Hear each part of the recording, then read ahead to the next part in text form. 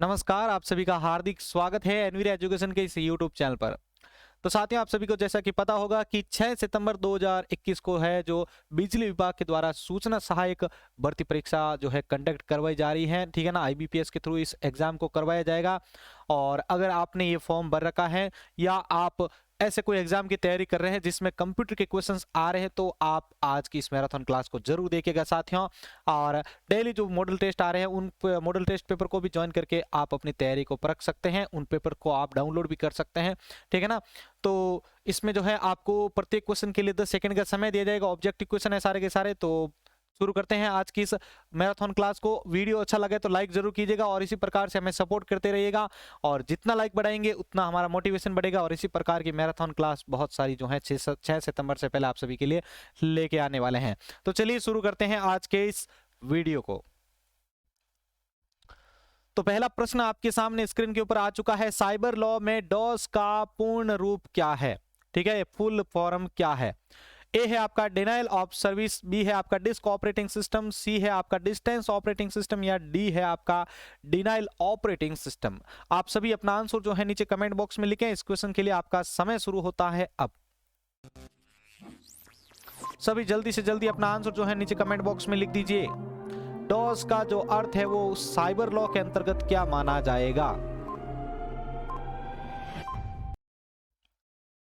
तो देखिए यहां पर आपके सामने इस प्रश्न का उत्तर आ रहा है। इस प्रश्न का आपके राइट आंसर होगा ए, डिनाइल ऑफ सर्विस। साथ ही इसकी पीडीएफ जो है आपको कल मिलेगी हमारे टेलीग्राम के ग्रुप के अंदर। ठीक है ना, आज आप अभी जो है हमारे साथ लाइव जो है प्रैक्टिस करते रहिए। साइबर लॉ जो होते हैं जिसमें हैकिंग केसेस होते हैं, तो उसके अंदर जो डॉस होता है, डेनियल ऑफ सर्विस, ठीक है ना, इसके थ्रू जो है वेबसाइट के ऊपर ज्यादा ट्रैफिक जनरेट किया जाता है और जिससे हमें ये लगता है कि वो वेबसाइट बिजी हो चुकी है और हमारे सामने पेज नॉट रेस्पॉन्स जैसी कोई एरर जो है शो होना शुरू हो जाती है। तो वो होता है डॉस अटैक। एक डी डॉस और एक अटैक होता है डॉस, और डी डॉस दोनों अटैक्स होते हैं।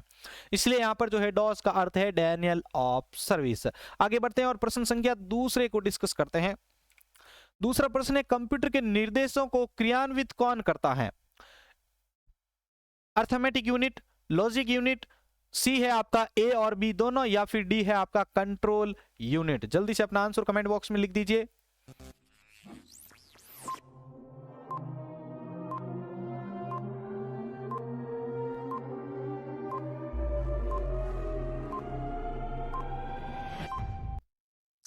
चलिए तो दूसरे प्रश्न का उत्तर देखते हैं। आपका दूसरा जो आपने आंसर दिया है, देखिए इस दूसरे प्रश्न के अंदर आपका राइट आंसर होगा सी, ए और बी दोनों। ठीक है ना, अर्थमेटिक जो न्यूमेरिक अगर कोई डाटा कैलकुलेशन है तो ये अर्थमेटिक यूनिट के अंदर आ जाएगी, और अगर कोई लॉजिक जैसे तार्किक गणनाएं हैं तो वे आपके लॉजिक यूनिट के अंदर आ जाएगी। इसलिए ये दोनों की दोनों जो है वहां पर काम करेगी। तो यहाँ पर अपना सी वाला ऑप्शन जिन्होंने ऑप्शन दिया है, ठीक है ना, आंसर उनका एकदम सही आंसर आया है। बढ़ते हैं नेक्स्ट प्रश्न की ओर। तीसरा प्रश्न आपके सामने है, पैकमैन। पैकमैन नामक प्रसिद्ध कंप्यूटर किस काम के लिए बना था? पुस्तक प्रकाशन, शेयर बाजार, बैंक और खेल। जल्दी से जल्दी अपना आंसर जो है नीचे कमेंट बॉक्स में लिखिए।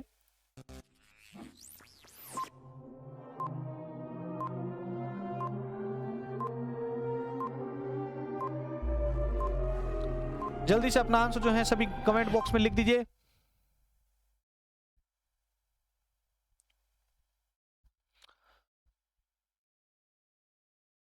तो देखिए आपके सामने इस प्रश्न का उत्तर आ रहा है। इस प्रश्न का आपके राइट आंसर होगा साथियों डी, खेल। ठीक है ना, पैकमैन नामक जो प्रसिद्ध कंप्यूटर है वो खेल के लिए बना है, और इसे जो है आपके नेमको के द्वारा रिलीज किया गया है। कब किया गया था? 1980 के अंदर। कब किया गया था? 1980 में। और किसके द्वारा किया गया था? नेमको, NAMCO। ठीक है ना, NAMCO, ध्यान रखना है इसको। नेमको के द्वारा सन 1980 के अंदर इसको जो है रिलीज किया गया था। आगे बढ़ते हैं और प्रश्न संख्या 4 को डिस्कस करते हैं। चौथा प्रश्न आपके सामने है, माइक्रो प्रोसेसर कंप्यूटर किस पीढ़ी से संबंधित हैं? प्रथम पीढ़ी, द्वितीय पीढ़ी, तृतीय पीढ़ी या फिर चतुर्थ पीढ़ी? यानी माइक्रो प्रोसेसर जो है वो कौन सी पीढ़ी में यूज हुए थे?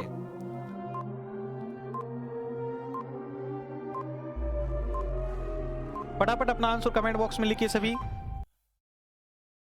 तो देखिए चौथे प्रश्न का उत्तर आ रहा है आपका। चौथे प्रश्न का आपका राइट आंसर होगा साथियों डी, चतुर्थ पीढ़ी के अंदर माइक्रो प्रोसेसर का यूज हुआ था। प्रथम पीढ़ी के अंदर कौन सा हुआ था? वैक्यूम ट्यूब का प्रयोग हुआ था। ठीक है ना। वैक्यूम ट्यूब का प्रयोग हुआ था प्रथम पीढ़ी में, ये मुख्य पुर्जा था। द्वितीय पीढ़ी के अंदर आपका ट्रांजिस्टर यूज हुआ था। थर्ड पीढ़ी के अंदर आपका आईसी यूज हुआ था। फोर्थ पीढ़ी के अंदर आपका जो है माइक्रो प्रोसेसर यूज हुआ था। और अगर पंचम पीढ़ी का भी अगर आपको बताया जाए तो इसके अंदर आपके ULSI ultra large scale integration जो चिप थी वो यूज हो रही है। ठीक है, तो इस प्रकार से इनको याद रखना है। आगे बढ़ते हैं नेक्स्ट प्रश्न की ओर। पांचवा प्रश्न आपके सामने स्क्रीन के ऊपर है।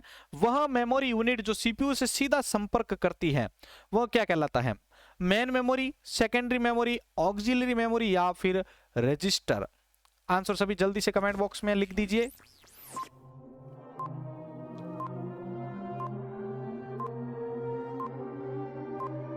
आंसर अपना कमेंट बॉक्स में लिखते रहें सभी। तो साथ ही यहाँ पर आपका इस क्वेश्चन के लिए जो समय था वो समाप्त हो चुका है। और अब देखिए यहाँ पर इस प्रश्न का क्या उत्तर होगा। वह मेमोरी यूनिट जो सीपीयू से सीधा संपर्क करती है वह ऑक्सिलरी मेमोरी कहलाती है। क्या कहलाती है साथियों? Auxiliary memory. तो जिन्होंने सी वाला ऑप्शन लिखा है कमेंट बॉक्स में उनका आंसर एकदम सही है साथियों। आगे बढ़ते हैं और नेक्स्ट प्रश्न की ओर। प्रश्न संख्या 6 है। अप्रार्थनीय संदेश प्रणाली यानी एब्यूज मैसेजिंग सिस्टम AMS का दुरुपयोग करना क्या कहलाता है? फिशिंग, स्पैम, मेलवेयर या फिर फायरवॉल? जल्दी से अपना आंसर कमेंट बॉक्स में लिखिए।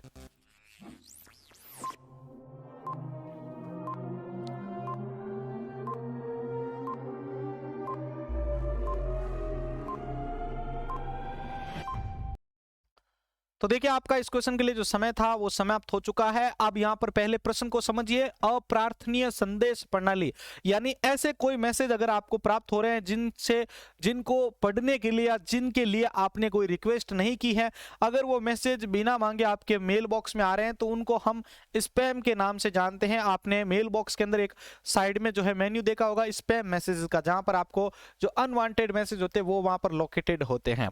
इसलिए यहां पर जो है ये स्पैम मैसेज जो है यहां पर सही होता है अप्रार्थनीय या अनवांटेड संदेश प्रणाली। ठीक है ना।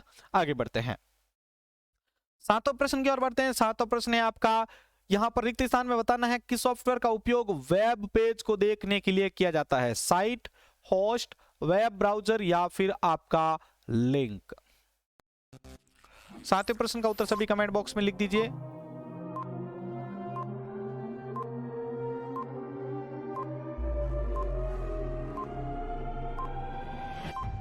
बहुत ही अच्छा प्रयास सभी का आंसर आ रहा है। सातवें प्रश्न के अंदर देखिए उत्तर, इस प्रश्न का राइट आंसर होगा आपके सी, ब्राउजर। आपको पता होगा ब्राउजर क्या करता है? इंटरनेट के जो पेजेस होते हैं, ठीक है ना, उन पेजेस को दिखाने में आपकी हेल्प करता है, वो भी यूजर के अनुरूप। ठीक है ना, ऐसा नहीं कि कंटेंट ऊपर नीचे बिक रहा हो, वो पहले उसको जो है अपने अनुसार जो है सेटल करता है, फिर यूजर के सामने जिसको सही तरीके से दिखा सके उस रूप में वो प्रदर्शित करता है।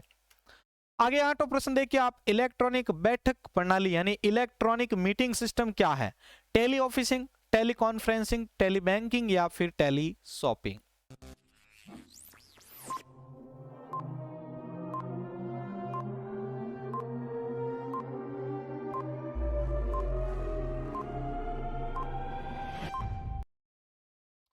तो देखिए यहां पर जिन्होंने इस प्रश्न का उत्तर दिया है इलेक्ट्रॉनिक बैठक प्रणाली, ठीक है ना, क्या है? तो इस प्रश्न का आपके राइट आंसर होगा टेली कॉन्फ्रेंसिंग। टेली कॉन्फ्रेंसिंग के जरिए जो है वीडियोस के थ्रू जो है मीटिंग्स वगैरह आयोजित की जा रही हैं, तो वे आपके किससे रिलेटेड हैं? आपके tele meeting system, sorry electronic meeting system से संबंधित। यानी वो इलेक्ट्रॉनिकली, यानी वो ई तरीके से जो है एक दूसरे के साथ अपनी वार्ता कर रहे हैं, अपनी मीटिंग को जो है वो साझा शेयर कर रहे हैं। आगे बढ़ते हैं 9वें प्रश्न की ओर। 9वां प्रश्न आपके सामने है, हाल ही में मिटाई गई file recycle recently deleted file जो है वो कहां पर जमा होती है? डेस्कटॉप पर, रिसाइकल बिन में, टास्क बार में या फिर माई कंप्यूटर के अंदर? हाल ही में मिटाई गई फाइल कहां पर स्टोर होती है?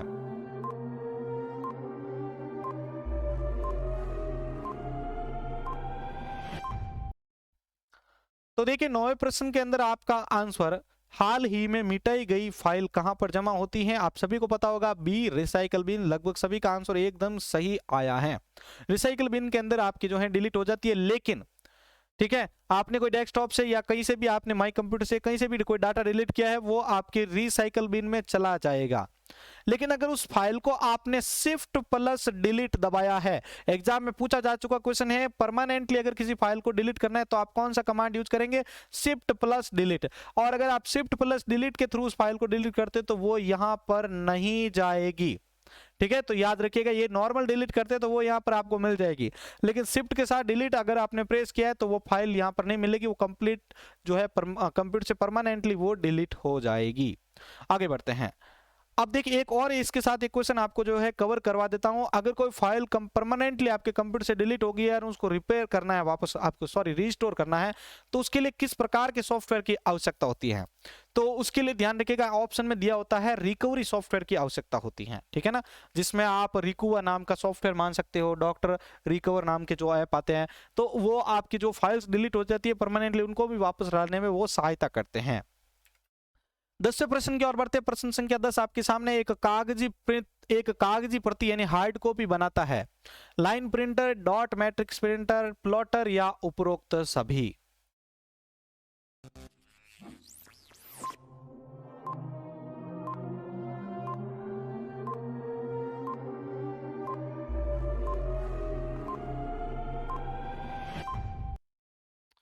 तो देखिए 10वें प्रश्न के ऊपर चलते हैं। एक कागजी प्रति या हार्ड कॉपी कौन बनाता है, तो देखिए इसमें आपका राइट आंसर होगा डी, उपरोक्त सभी। यानी ये सारे के सारे प्रिंटर के प्रकार है भाई, ठीक है ना। और प्रिंटर का काम क्या होता है, आपके सामने उस सॉफ्ट कॉपी को हार्ड कॉपी में कन्वर्ट करके आपको देना, यानी जो सॉफ्ट कॉपी के रूप में आपके डाटा जो कंप्यूटर के अंदर पड़ा है उसको प्रिंट करके कागज के रूप में देना, कागज के ऊपर छाप के देना। तो ये सारे के सारे काम तो वही करते हैं ना, चाहे फिर वो लाइन करे हो चाहे डॉटेड करो, तो ये सारे के सारे आपके ऑप्शन सही हैं। आगे बढ़ते हैं। प्लॉटर भाई क्या होता है, देखिए प्लॉटर जो होता है वो बड़ी मात्रा में जो बड़े साइज का जो बैनर वगैरह प्रिंट किया जाता है तो वो प्लॉटर के थ्रू किया जाता है, ध्यान रखिएगा। आगे बढ़ते हैं। 11वां प्रश्न है इंपैक्ट प्रिंटर क्या है, dot matrix printer, drum printer, सी है आपका ए और बी दोनों, या डी है इंकजेट प्रिंटर।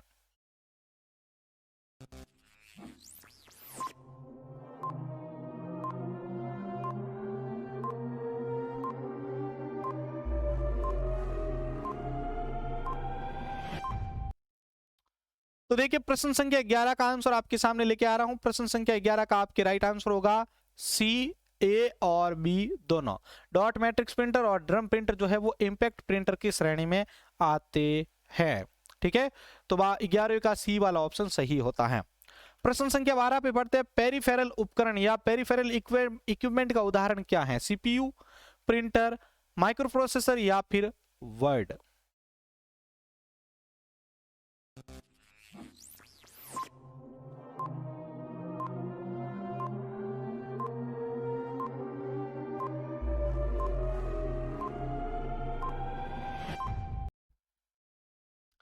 तो देखिए यहां पर आपके सामने क्वेश्चन संख्या 12 का आंसर आपके सामने लेके आ रहा हूं। पेरिफेरल यूनिट कौन का उदाहरण क्या है, प्रिंटर।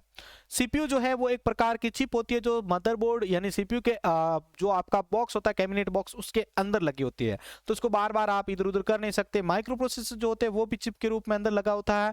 वर्ड जो है वो एक प्रकार का सॉफ्टवेयर है, प्रोग्राम है। प्रिंटर जो है वो आपका जो है एक पेरिफेरल डिवाइस है जिसको आप प्लग या अनप्लग करके कहीं पर भी साथ में ले जा सकते हैं, वापस ला सकते हैं, ठीक है। आगे बढ़ते हैं प्रश्न संख्या 13 की ओर। साथियों वीडियो अच्छा लग रहा है तो जल्दी से जल्दी इसको लाइक करते रहिए साथियों, क्योंकि आप देख के चले जाते हैं उसमें हमारा मोटिवेशन नहीं बनता है। हमारा मोटिवेशन तब बनता है कि भाई आपको वीडियो पसंद आ रही है ना, आपने लाइक भी किया है। 13वां प्रश्न है एक हाइब्रिड कंप्यूटर क्या होता है, डिजिटल कंप्यूटर जैसा लगता है, एनालॉग कंप्यूटर जैसा लगता है, डिजिटल और एनालॉग दोनों कंप्यूटर एक जैसे लगते हैं, या फिर कोई नहीं, यानी बोथ है डिजिटल और एनालॉग कंप्यूटर, या रीअसेंबल एनालॉग कंप्यूटर या फिर रीअसेंबल डिजिटल कंप्यूटर। एक हाइब्रिड कंप्यूटर क्या होता है, बहुत इजी प्रश्न है, थोड़ा सा ध्यान से समझ के इसका आंसर दे दीजिए।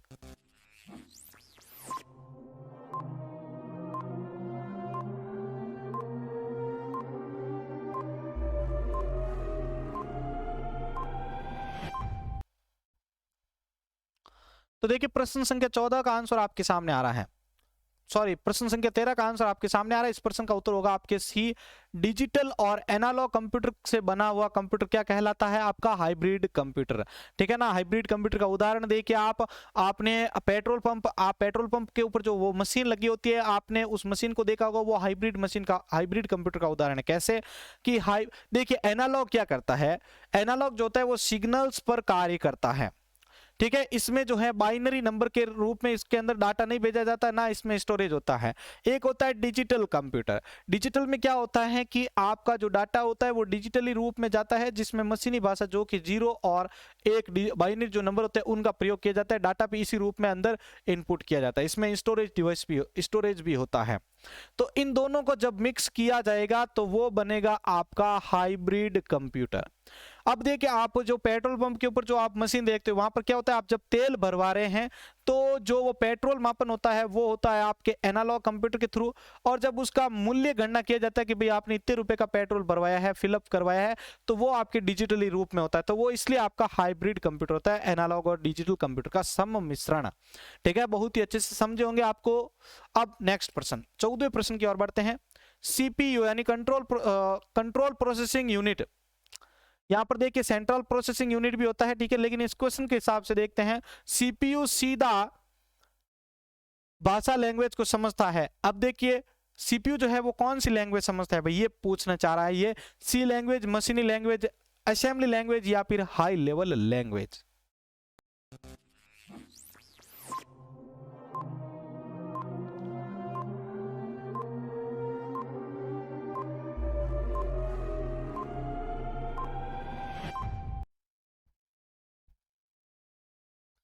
तो देखिए इस प्रश्न के अंदर आपका, इस प्रश्न का राइट आंसर होगा बी, मशीनी लैंग्वेज। ठीक है ना, यहाँ पर ये क्वेश्चन कुछ इस प्रकार से था साथियों कि कंप्यूटर जो है वो कौन सी भाषा समझता है, तो वो मशीनी लैंग्वेज समझता है। ठीक है ना, तो यहाँ पर ये इस प्रकार का क्वेश्चन है। ये जो सीपीयू का कंट्रोल प्रोसेसिंग यूनिट है, तो यहाँ पर सीपीयू का मैं आपको बता देता हूँ, फुल फॉर्म होता है सेंट्रल प्रोसेसिंग यूनिट। ठीक है ना, अब देखिए आगे बढ़ते हैं नेक्स्ट प्रश्न की ओर, 15वें प्रश्न की ओर। अच्छी गुणवत्ता यानी बेस्ट क्वालिटी का चित्रालेख कौन उत्पन्न करता है, यानी बेस्ट जो ग्राफिक्स होता है वो कौन जनरेट करता है? Laser printer, inkjet printer, plotter या फिर डॉट मैट्रिक्स प्रिंटर। आपको अभी लास्ट कुछ क्वेश्चन से कुछ क्वेश्चन पहले एक क्वेश्चन आया था, उसमें मैंने बताया था इससे संबंधित। तो अभी आप अगर आपने ध्यान से सभी क्वेश्चंस को देखा है तो आप इस प्रश्न का उत्तर भी आसानी से दे पाएंगे।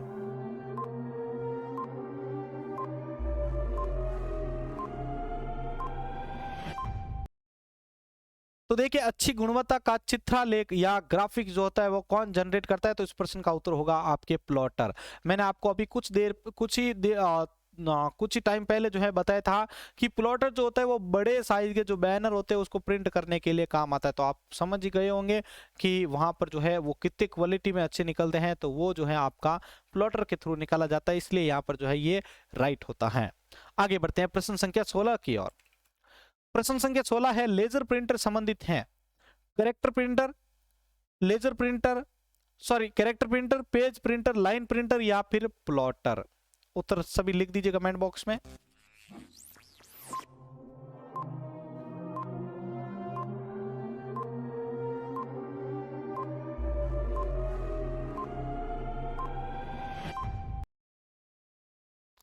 तो देखिए लेजर प्रिंटर किससे संबंधित है, सभी ने जो आंसर दिया है अपना आंसर जांच कीजिएगा। इसका आंसर होगा आपके बी, पेज प्रिंटर से संबंधित है आपका लेजर प्रिंटर, जिसमें लेजर के थ्रू जो आपके डाटा होते हैं वो पेज के ऊपर छापे जाते हैं। ठीक है, तो ये आपके है लेजर प्रिंटर का उदाहरण या इससे संबंध। प्रश्न 17 है एमएस एक्सेल में चार्ट बनाने का कौन सा विकल्प सही है? ठीक है ना, इसमें से आपको देखना कौन सा विकल्प सही है। फॉर्मूला के अंदर चार्ट, इंसर्ट के अंदर चार्ट, डाटा के अंदर चार्ट या फिर व्यू के अंदर चार्ट। आप सभी अपना उत्तर जल्दी से कमेंट बॉक्स में लिख दीजिए।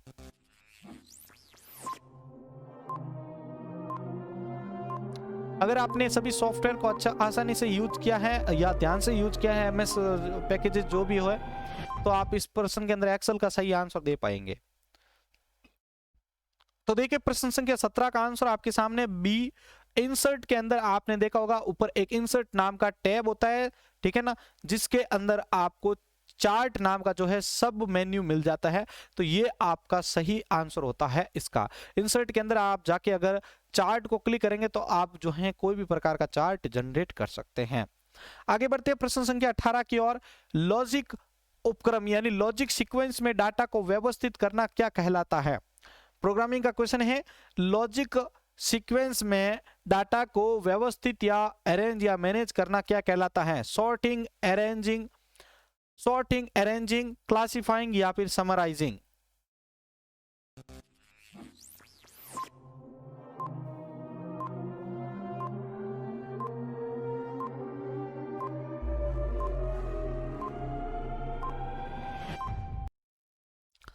तो देखिए आपके सामने इस प्रश्न का उत्तर आ रहा है, लॉजिक सीक्वेंस में डाटा को व्यवस्थित करने का जो क्रम होता है वो सॉर्टिंग कहलाता है, यानी डाटा को सॉर्ट करना। आप सॉर्ट दे के आप A to Z जो होता है या Z to A होता है वो आपके सॉर्टिंग के अंतर्गत आता है।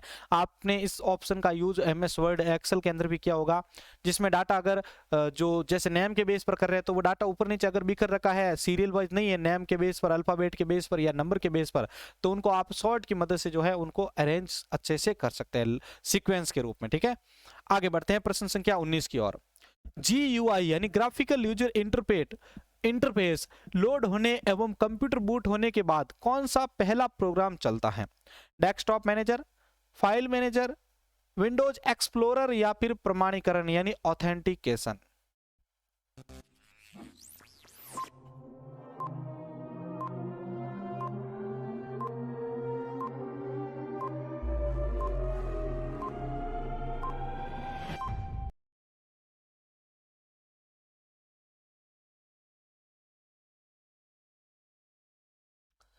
तो देखिए आपके सामने इस प्रश्न का उत्तर आ रहा है, GUI लोड होने और कंप्यूटर बूट होने के बाद जो सबसे पहला प्रोग्राम चलता है वो होता है ऑथेंटिकेशन यानी प्रमाणीकरण का। और आगे का प्रश्न देखिए 20वां प्रश्न है, MS पावर पॉइंट में अधिकतम जूम प्रतिशत यानी अधिकतम जूम आप कितने प्रतिशत कर सकते हैं? 100, 200, 300 या 400? जल्दी से अपना आंसर लिख दीजिए।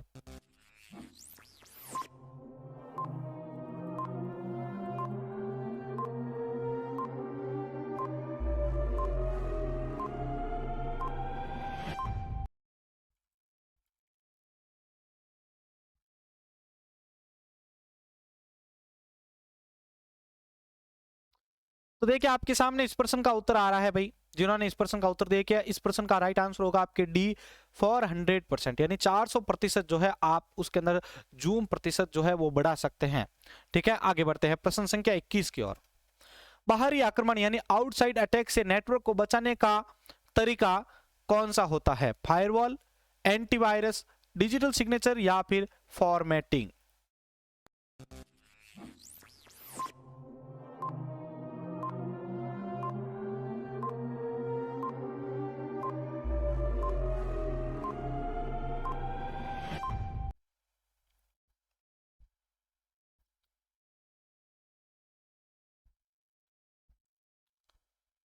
तो देखिए आपके सामने इस प्रश्न का उत्तर आ रहा है, साथियों जिन्होंने उत्तर दिया है क्वेश्चन संख्या 21 के अंदर आपका राइट आंसर होगा फायरवॉल। ठीक है ना, बाहरी आक्रमण जो होते हैं यानी आउटसाइड अटैक जो होते हैं उससे नेटवर्क को बचाने का जो काम होता है वो फायरवॉल के थ्रू किया जाता है।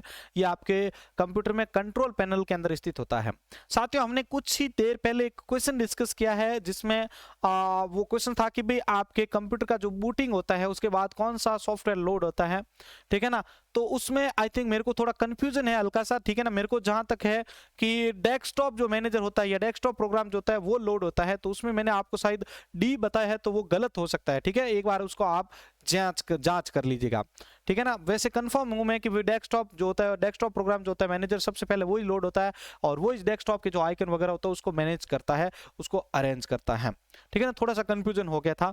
आगे बढ़ते हैं नेक्स्ट प्रश्न की ओर, प्रश्न संख्या 22 की ओर बढ़ते हैं। कंप्यूटर प्रोग्राम हेतु विकसित की गई सर्वप्रथम भाषा कौन सी थी? कंप्यूटर के लिए सबसे पहले जो प्रोग्रामिंग भाषा बनाई गई थी वो कौन सी थी? VB.NET, फॉरट्रैन, बेसिक और जावा?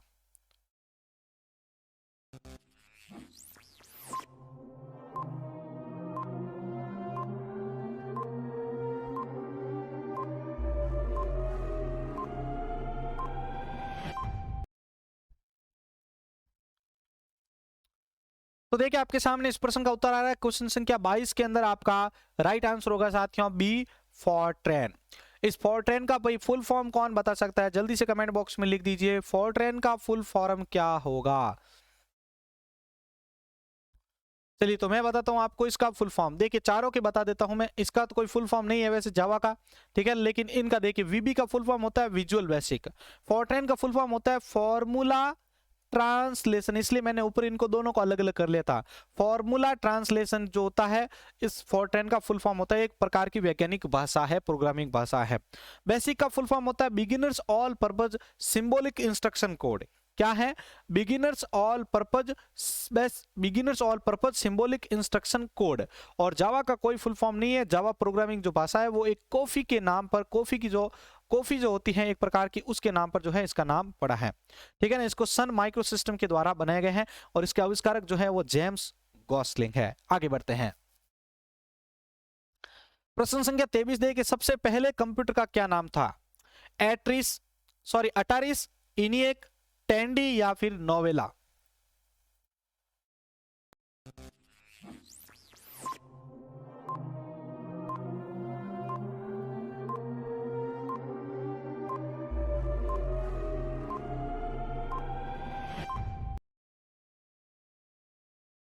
तो देखिए आपके सामने इस प्रश्न का उत्तर आ रहा है। प्रश्न संख्या 23 का राइट आंसर होगा बी, इनिएक। जिन्होंने बी वाला दिया है भाई एकदम सही आंसर आया है आप सभी का, ठीक है। इनिएक जो था वो सबसे पहला कंप्यूटर था, इसका फुल फॉर्म है electronic numerical integrator automatic computer. एक देखिए आपको इससे भी पहले एक जो मिलेगा वो कंप्यूटर था, वो था आपके एबीसी कंप्यूटर, ठीक है ना। एबीसी कंप्यूटर भी जो है वो आपके सबसे पहला माना जाता है, ठीक है ना। लेकिन इनमें ये चेंजेस है कि ये इलेक्ट्रॉनिक डिजिटल था, ये इलेक्ट्रॉनिक था, ठीक है ना। तो ये आपके इसके अंदर चेंजेस है, ध्यान रखिएगा आप। आगे बढ़ते हैं नेक्स्ट प्रश्न की ओर। नेक्स्ट प्रश्न है 24वां, जब एक से अधिक कंप्यूटर को जोड़कर डाटा या इंफॉर्मेशन को शेयर किया जाता है तो उसे क्या कहा जाता है? वेरी इंपॉर्टेंट क्वेश्चन है, चाहे वो कंप्यूटर शिक्षक भर्ती के हिसाब से देखें या सूचना सहायक के हिसाब से। नेटवर्किंग, डाटाबेस, इंटरनेट या फिर प्रोसेस। जब दो या दो से अधिक कंप्यूटर को आपस में जोड़ के आप डाटा या इंफॉर्मेशन को शेयर करेंगे तो उसको क्या कहेंगे? बहुत ईजी है, हर कोई बता देगा।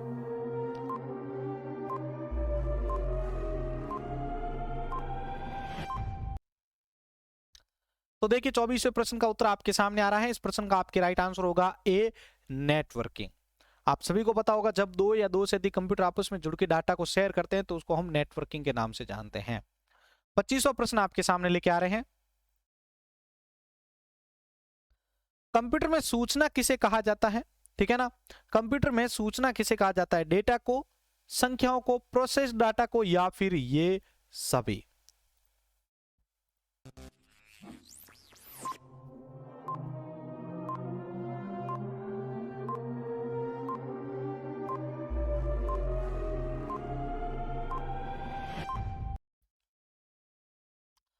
तो देखिए 25वें प्रश्न का उत्तर आपके सामने। इस प्रश्न का राइट आंसर होगा सी, प्रोसेस्ड डाटा को कंप्यूटर के अंदर इंफॉर्मेशन या सूचना कहा जाता है। यानी जिस डाटा पर प्रोसेस किया जा चुका है या किया जा रहा है उसको हम सूचना कहेंगे। प्रश्न 26 है आपका, कंप्यूटर के क्षेत्र में महान क्रांति या रिवॉल्यूशन कब से आई? 1977, 2000, 1955 या फिर 1960?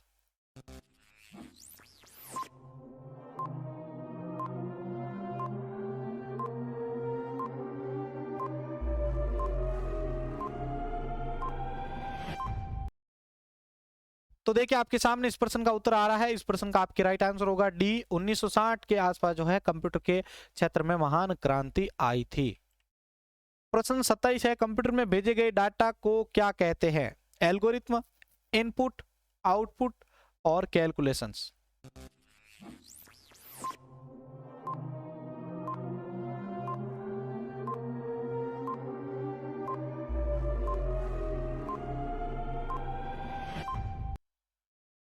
तो देखिए आपका इस प्रश्न का उत्तर आ रहा है, कंप्यूटर में भेजे गए डाटा को क्या कहते हैं? इनपुट कहते हैं।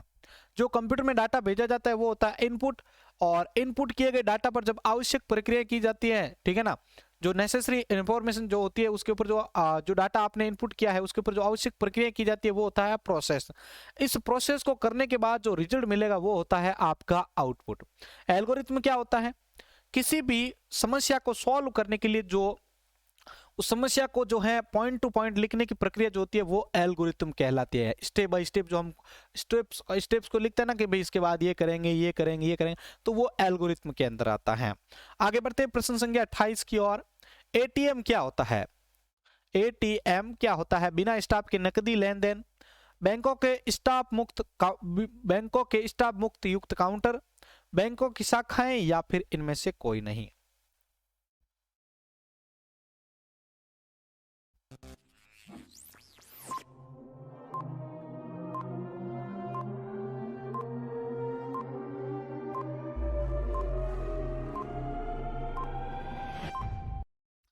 तो देखिए इस प्रश्न का उत्तर आपका, इस प्रश्न का राइट आंसर होगा ए, बिना स्टाफ के नकदी लेन देन।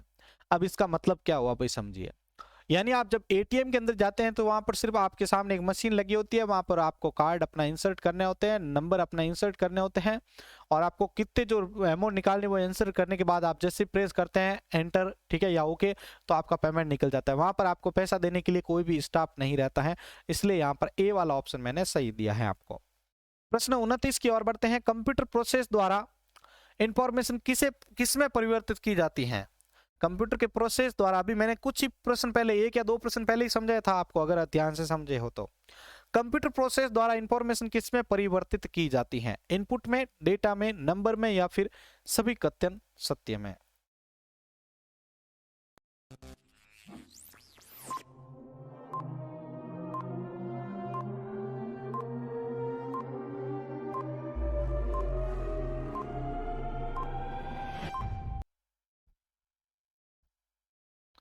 तो देखिए इस प्रश्न का उत्तर आपका, कंप्यूटर के प्रोसेस द्वारा जो है इंफॉर्मेशन को, जब तक वो डाटा इनपुट किया गया है वो आपके इंफॉर्मेशन में रहेगा, लेकिन प्रोसेस कर लिया जाएगा तो उसके बाद वो कन्वर्ट हो जाएगा डेटा के अंदर, ठीक है। तो कंप्यूटर प्रोसेस द्वारा इंफॉर्मेशन को डेटा में परिवर्तित किया जाता है।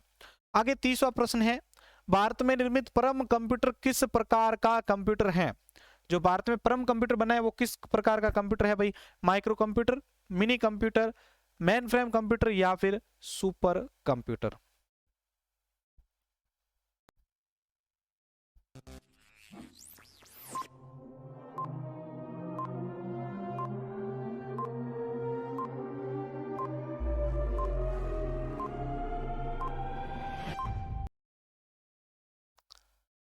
तो देखिए आपके सामने इस प्रश्न का उत्तर आ रहा है। इस प्रश्न का आपके राइट आंसर होगा डी, सुपर कंप्यूटर की श्रेणी में आता है परम कंप्यूटर। अब आपको अगर पूछ लिया जाता है कि परम कंप्यूटर की जो श्रृंखला होती है, श्रेणी होती है, वो किसके थ्रू जो है बनाई गई है, तो ये बनाई गई है परम कंप्यूटर जो है वो है आपके सी डैक के थ्रू। किसके थ्रू बनाए गए हैं साथियों? C DAC. सी डैक का फुल फॉर्म क्या है भाई? तो सी डैक का फुल फॉर्म होगा centre for development of advance computing. Centre for development of advance computing के थ्रू परम कंप्यूटर्स का निर्माण किया गया है, ठीक है ना। तो ये ध्यान रखिएगा इसके बारे में। तो आप देखते रहेंगे साथियों कि हमने जितने क्वेश्चन डिस्कस किए, एक प्रश्न के अंदर हमने 3-3 क्वेश्चन को साथ में डिस्कस किया है, तो जितने क्वेश्चन आएंगे उसके तिगुने क्वेश्चन हमने याद किए हैं, ठीक है ना। आगे बढ़ते हैं। प्रश्न 31 है आपका, आधुनिक कंप्यूटर की खोज सर्वप्रथम कब हुई थी? 1949, 1951, 1946, या फिर 1947?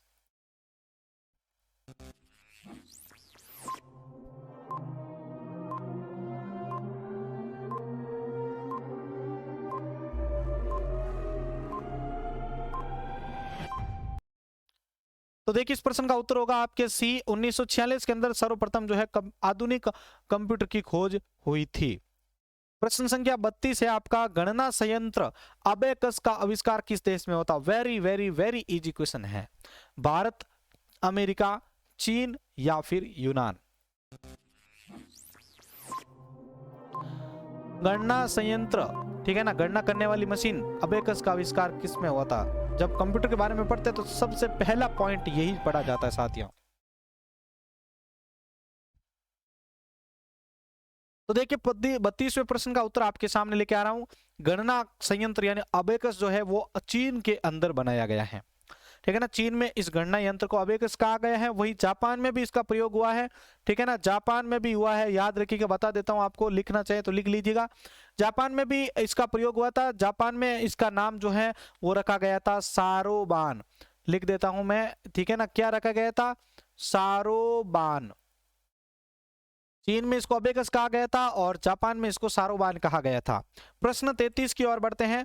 इंटीग्रेटेड सर्किट यानी आईसी चिप का विकास या आविष्कार किसने किया था? चार्ल्स बेबेज ने, सीवी रमन ने, रॉबर्ट नाइक ने या फिर जेएस किल्बी ने?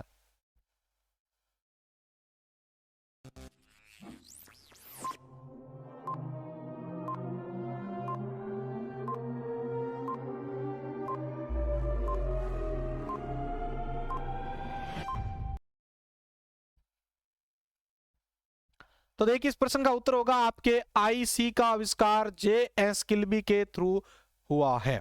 इन्हीं के साथ एक और वैज्ञानिक थे जिनका नाम था रॉबर्ट नॉयसी। ठीक है, रॉबर्ट नॉयसी, इन दोनों ने मिलकर जो है आईसी चिप का आविष्कार किया था। आईसी का फुल फॉर्म है इंटीग्रेटेड सर्किट, हिंदी में इसको कहते हैं एकीकृत परिपथ। इसका आविष्कार हुआ भाई। ठीक है ना। अब आप एक कमेंट बॉक्स में बताइए जल्दी से कि आईसी का आविष्कार जो है या आईसी का जो प्रयोग है वो कौन सी पीढ़ी में किया गया? भाई जल्दी से बताइए सभी एक बार कमेंट बॉक्स में बताइए आईसी का जो प्रयोग है वो कौन सी पीढ़ी के कंप्यूटर में किया गया था? मैंने आपको कुछ क्वेश्चंस पहले ही बताया था सभी पीढ़ियों के बारे में, कौन से उपकरण यूज हुए थे।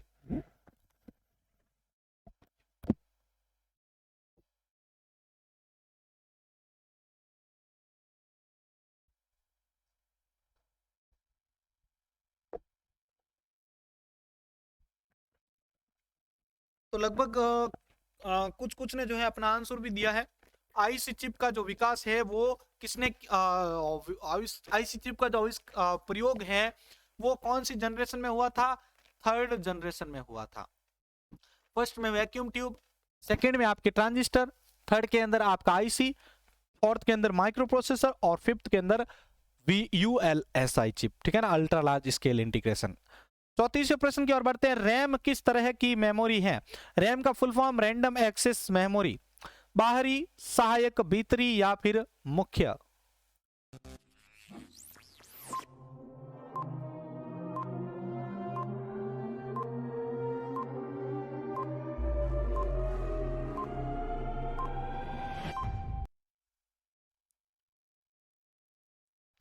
तो देखिए इस प्रश्न का उत्तर आपके सामने, इस प्रश्न का आपके राइट आंसर होगा मुख्य मेमोरी है रैम।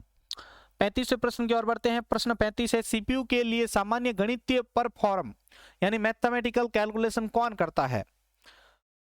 ये भी मैंने आपको कुछ ही क्वेश्चंस पहले जो आया था उसके बारे में बताया था कि कौन क्या करता है। सीयू, बस, एएलयू या फिर आपका रजिस्टर?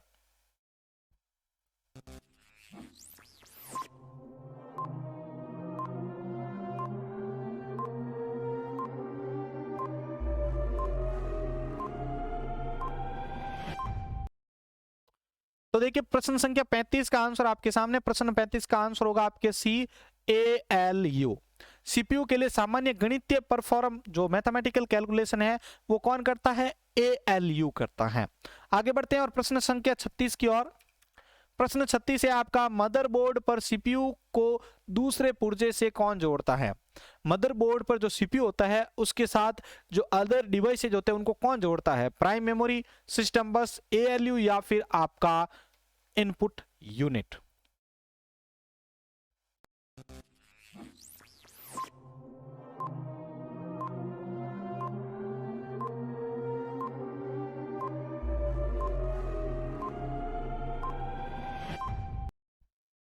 तो देखिए प्रश्न संख्या 36 का आंसर आपके सामने आ रहा है। इस प्रश्न का राइट आंसर होगा बी, सिस्टम बस के थ्रू जो है मदरबोर्ड सीपीयू के साथ कनेक्ट, जो अदर जो पुर्जे होते हैं उनको आपस में जो है कनेक्ट करता है सीपीयू के साथ। प्रश्न 37 आपके सामने आ रहा है, कंप्यूटर भाषा कोबोल किसके लिए उपयोगी है? ग्राफिक्स कार्यों के लिए, व्यावसायिक कार्यों के लिए, वैज्ञानिक कार्यों के लिए या फिर कोई नहीं?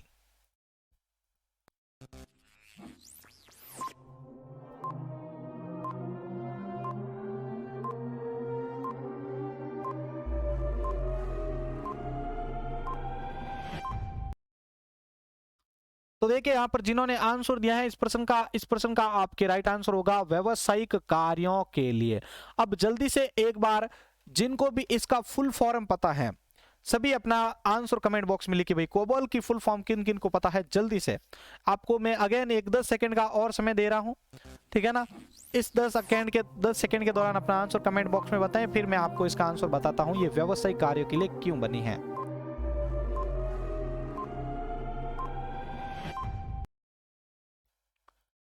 तो देखिए लगभग सभी ने अपना आंसर दिया है। तो देखिए कोबोल का फुल फॉर्म होता है साथियों कॉमन बिजनेस ओरिएंटेड लैंग्वेज। क्या होता है? Common business oriented language. ठीक है ना। आपको अगर पूछ ले जाए कि कोबोल का फुल फॉर्म क्या है, ठीक है ना, तो आप वहां पर बताएंगे कि कोबोल का फुल फॉर्म है कॉमन बिजनेस ओरिएंटेड लैंग्वेज। ठीक है ना। तो यहाँ पर बिजनेस आ चुका है तो आपको यहीं पर ही पता चल गया होगा कि ये व्यावसायिक लैंग्वेज है। प्रश्न 38 है, किसने बेसिक कंप्यूटर भाषा का विकास किया था? Niklaus Wirth, Jim Clark, Dennis Ritchie या John G chemo?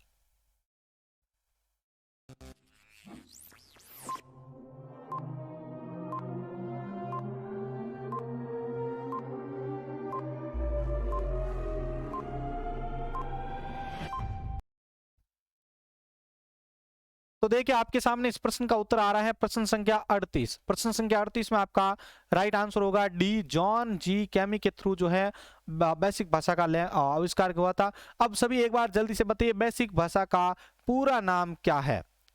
Basic programming language का पूरा नाम क्या है? आपके पास 10 सेकंड का समय है, अगर किसी को पता है तो कमेंट बॉक्स में बताइए।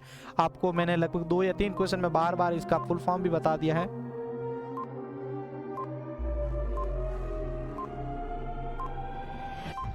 चलिए तो यहां पर आपको मैं बताता हूं इसका फुल फॉर्म होगा beginners all purpose symbolic instruction code. Beginners all purpose symbolic instruction code, ये होता है बेसिक का फुल फॉर्म। प्रश्न संख्या 39 की ओर बढ़ते हैं। पास्कल क्या है? कंप्यूटर की एक भाषा, कंप्यूटर का एक प्रकार, कंप्यूटर की इकाई या कंप्यूटर का ऑपरेटिंग सिस्टम? जल्दी से अपना आंसर बता दीजिए।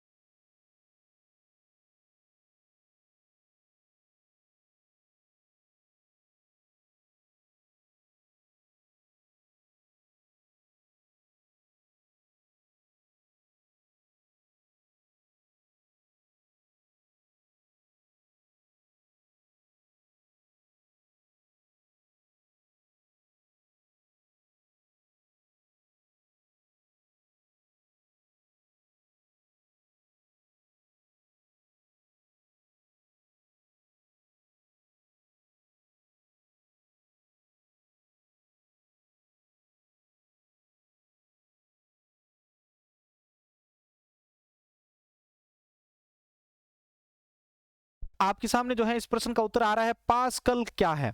तो पास्कल का आपके राइट आंसर होगा यह एक प्रकार की कंप्यूटर की प्रोग्रामिंग भाषा है। ठीक है ना। पास्कल जो है वो प्रोग्राम की कंप्यूटर की जो है प्रोग्रामिंग भाषा है। आगे बढ़ते हैं प्रश्न संख्या 40 की ओर। एक प्रोग्राम का चित्र के रूप में प्रदर्शन करना क्या कहलाता है? ठीक है ना। कोई प्रोग्राम बना हुआ है उसको आपको चित्र के रूप में अगर डायग्राम के रूप में अगर दिखाना है तो उसको क्या कहेंगे आप? Flow chart, ER diagram, graph या फिर मैप?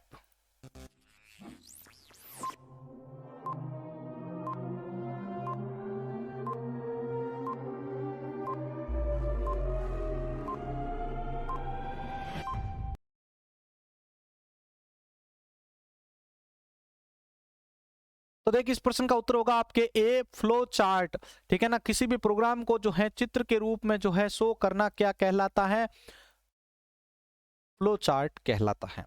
41वां प्रश्न है आपके सामने। कौन सा सबसे कॉमन प्रकार का स्टोरेज डिवाइस है? बैकअप, मैग्नेटिक, फ्लैश या फिर ऑप्टिकल?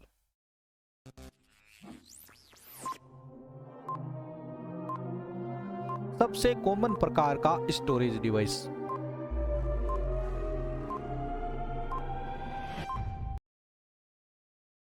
तो देखिए आपके सामने इस प्रश्न का उत्तर आ रहा है। इस प्रश्न का आपके राइट आंसर होगा बी, मैग्नेटिक। ठीक है ना। मैग्नेटिक जो है आपके प्रकार का, मैग्नेटिक जो है वो कॉमन प्रकार का एक स्टोरेज डिवाइस है। 42वां प्रश्न है, कौन सा पॉइंट ड्रॉ डिवाइस है? इनमें से कौन सा पॉइंट ड्रॉ डिवाइस है? भाई ध्यान से समझिएगा, बहुत ही इजी प्रश्न है। माउस, स्कैनर, कीबोर्ड या प्रिंटर? जल्दी से सभी अपना आंसर जो है नीचे कमेंट बॉक्स में लिखिए। वीडियो को लाइक जरूर कीजिए साथियों, वीडियो को लाइक जरूर कीजिएगा।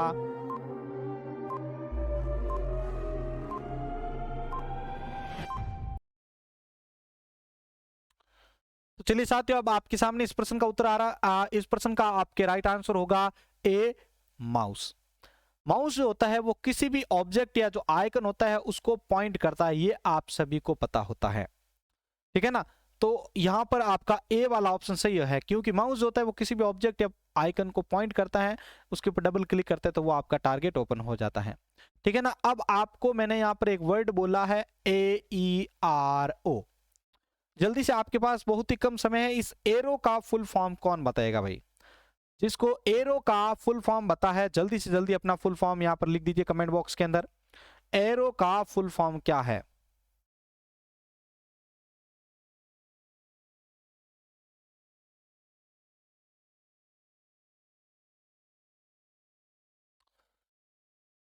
तो देखिए साथियों, यहां पर इसका फुल फॉर्म बता रहा हूं मैं आपको।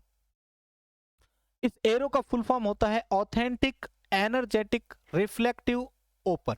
क्या है? ऑथेंटिक एनर्जेटिक रिफ्लेक्टिव ओपन, ये होता है एरो का फुल फॉर्म, ध्यान रखिएगा। आगे बढ़ते प्रश्न संख्या 43 को, और प्रश्न 43 है आपके सामने, बार कोडिंग में कितने अक्षर होते हैं? 22, 19, 10 या फिर 21?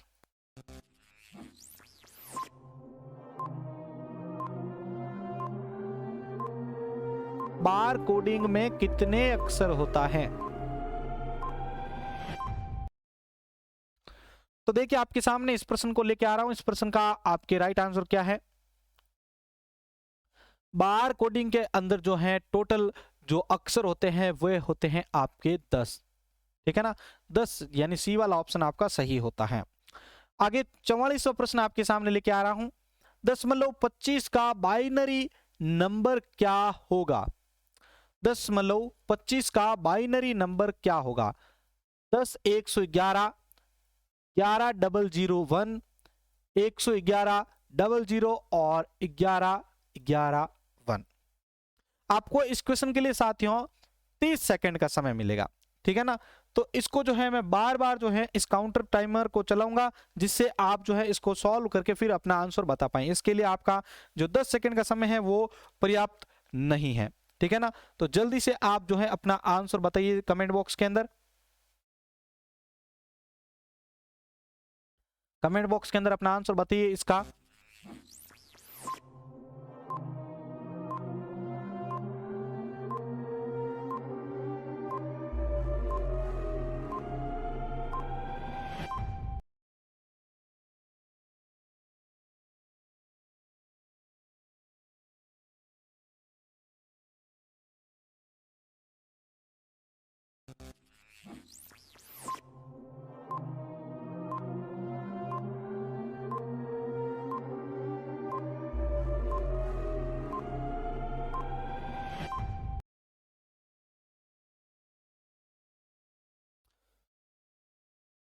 साथियों 10 सेकेंड और बचे हैं, जल्दी से अपना आंसर कमेंट बॉक्स में बताइए, फिर मैं आपको इस क्वेश्चन का आंसर बता रहा हूं।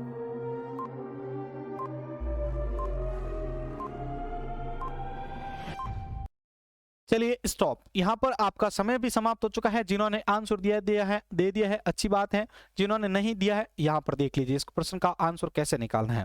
पहले तो देखिए मैं यहाँ पर आपको बताता हूं कि 10.25 है, इस जो मान है 25, इसका बाइनरी नंबर आप कैसे ज्ञात करेंगे।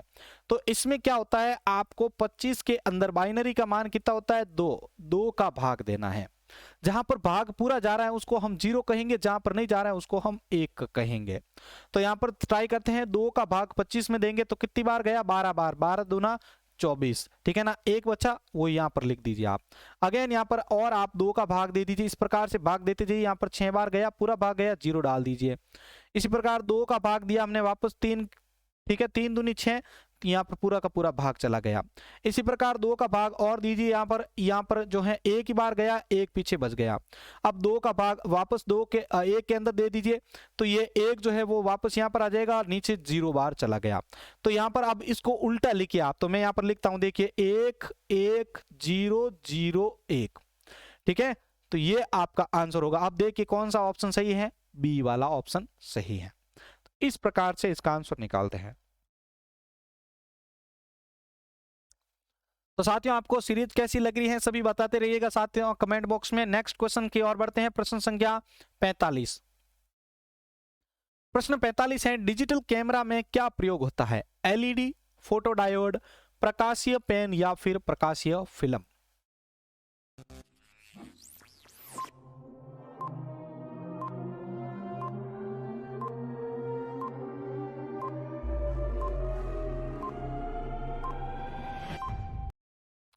तो देखिए प्रश्न संख्या 45 का आंसर, प्रश्न 45 का आपके राइट आंसर होगा बी, फोटोडायोड। डिजिटल कैमरा में क्या प्रयोग होता है? फोटोडायोड प्रयोग होता है। नेक्स्ट प्रश्न की ओर बढ़ते हैं। प्रश्न 46 है, रिक्वेस्टेड डाटा पर सीधे जंप करने वाले डिवाइस को किस नाम से जाना जाता है? Quick access, sequential access, random access या उपरोक्त सभी सही?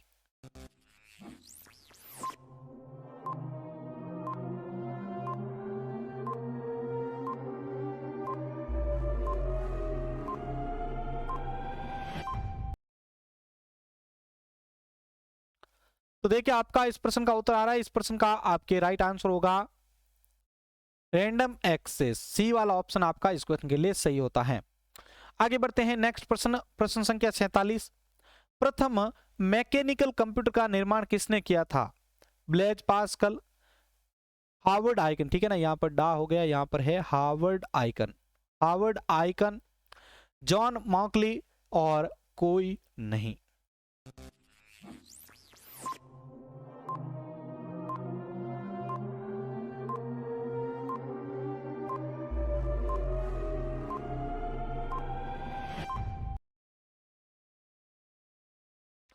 तो देखिए आपके सामने इस प्रश्न का उत्तर आ रहा है, इस प्रश्न का राइट आंसर होगा ब्लेज पास्कल ने जो है मैकेनिकल कैलकुलेटर का निर्माण किया गया था, ठीक है ना।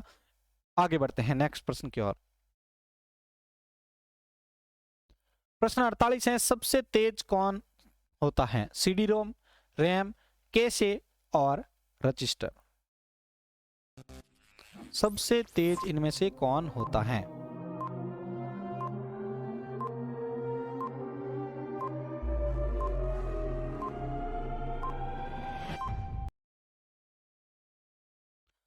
तो देखिए 48वें प्रश्न का उत्तर आपके सामने लेके आ रहा हूं, सबसे तेज कौन होता है? इस प्रश्न का राइट आंसर होगा डी, रजिस्टर होता है। आगे बढ़ते हैं प्रश्न संख्या 49 की ओर। 49वां प्रश्न है, किसी फाइल के तुरंत खोलने के लिए, ठीक है, किसी फाइल को तुरंत खोलने के लिए डेस्कटॉप पर उसकी लोकेशन का क्या तैयार किया जाता है? ठीक है, प्रश्न का ऐसा है कि भाई किसी फाइल को हमें जो है तेजी से ओपन करना है या फटाफट अपन को ओपन करना है किसी को, तो डेस्कटॉप पर उसकी लोकेशन का क्या तैयार किया जाता है? फोल्डर, शॉर्टकट आइकन, ए और बी दोनों या फिर उपरोक्त सभी?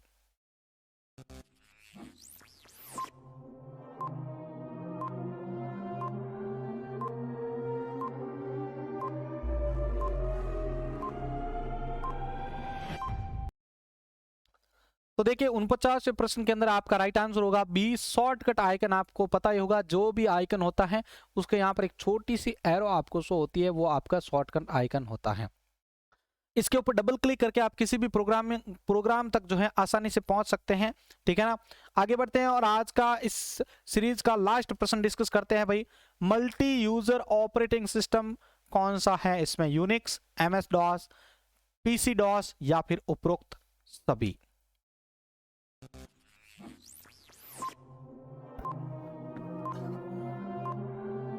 Multi user operating system, MUOS। Multi user means एक साथ बहुत सारे जो व्यक्ति हैं वो काम कर सके, तो वो कौन सा ऑपरेटिंग सिस्टम है? तो देखिए इस प्रश्न का उत्तर होगा आपके यूनिक्स ऑपरेटिंग सिस्टम, ठीक है ना। एमएस डॉस और पीसी डॉस जो है ये आपके सिंगल ऑपरेटिंग सिस्टम है। तो साथियों ये आज की मैराथन क्लास आप सभी को कैसी लगी है? सभी से हाथ जोड़ के रिक्वेस्ट है कि आप इसको आगे शेयर कीजिएगा, और इसी प्रकार की और अगर आप मैराथन क्लास डेली अगर आप प्राप्त करना चाहते हैं तो जल्दी से जल्दी आप कमेंट कीजिए और आप इस वीडियो के ऊपर 100 शेयर करवा दीजिए। हम जो है इसके इसी प्रकार की डेली आपके लिए सीरीज लेकर आएंगे। हम 2000 प्रश्नों की भी एक महा मैराथन क्लास लेके आने वाले हैं, जिसमें एक बार अगर आपने वो सीरीज कंप्लीट कर ली, पूरी इंग्लिश और हिंदी दोनों में समझाई जाएगी।